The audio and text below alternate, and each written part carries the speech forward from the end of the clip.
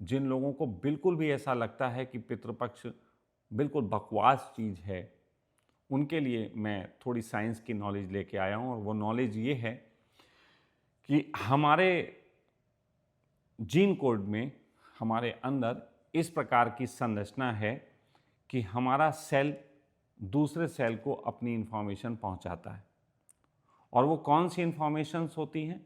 उनमें सबसे पहली इंफॉर्मेशंस होती है शरीर को जीवित रखने और शरीर को रोगों से बचाने की कार्यप्रणाली की इंफॉर्मेशन। सबसे पहली इंफॉर्मेशन, सबसे पहले शरीर को बचाने की प्रक्रिया हमारा शरीर सीखता है और रोगों से लड़ने की तैयारी में वो अपना अधिकतम जानकारी का उपयोग करता है। तो यदि हमें कोई बीमारी होती है तो उससे लड़ने में हमारा शरीर किस तरीके से प्रतिरोधक क्षमता का इस्तेमाल करता है और कौन कौन सी चीज़ों को उसमें सपोर्ट में लाता है, हमारा शरीर उस सब जानकारियों को स्टोर कर लेता है, सीख जाता है, समझ जाता है। कई बार वो हारता भी है और कई बार वो जीतता भी है, और दोनों स्थितियों की जानकारियाँ उसके पास मौजूद होती हैं। और जब ये जानकारियाँ उसके पास मौजूद होती हैं तो वो आने वाले सेल्स को, जो नया सेल बनेगा, उसको वो जानकारी देता है। और ये सारी जानकारियाँ वो अपने बच्चे में ट्रांसफ़र करता है। तो जब बच्चा पैदा होता है तो माँ बाप की जितनी भी इंफॉर्मेशंस होती हैं वो बच्चे में ऑटो ट्रांसफ़र हो जाती हैं। ऑटो, उसके लिए कोई प्रयास नहीं करना पड़ता।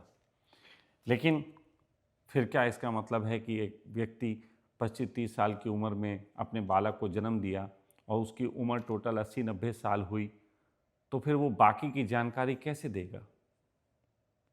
बाकी की जानकारी कैसे मिलेगी? क्योंकि शरीर का बायोलॉजिकल रीजन से तो उसको जानकारी मिल जाती है सीधे सीधे, लेकिन बची हुई जो जानकारी है, जो कि ज़्यादा कीमती है, क्योंकि जीवन के वास्तविक अनुभव तो 25-30 साल के बाद आने शुरू होते हैं, तो वो जानकारी कैसे जाएगी? तो आप लोगों को पता होगा कि एक तो हम जब मोबाइल खरीदते हैं तो मोबाइल कंपनी में जितने भी तरीके के सॉफ्टवेयर्स होते हैं वर्तमान में, वो तो सारे हमें इसमें मिल ही जाते हैं।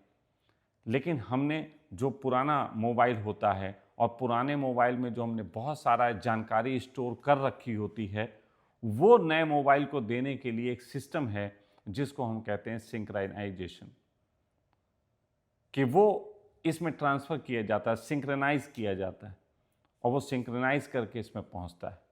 तो असल में श्राद्ध जो है वो सिंक्रोनाइजेशन का एक सबसे अच्छी प्रक्रिया है। और उस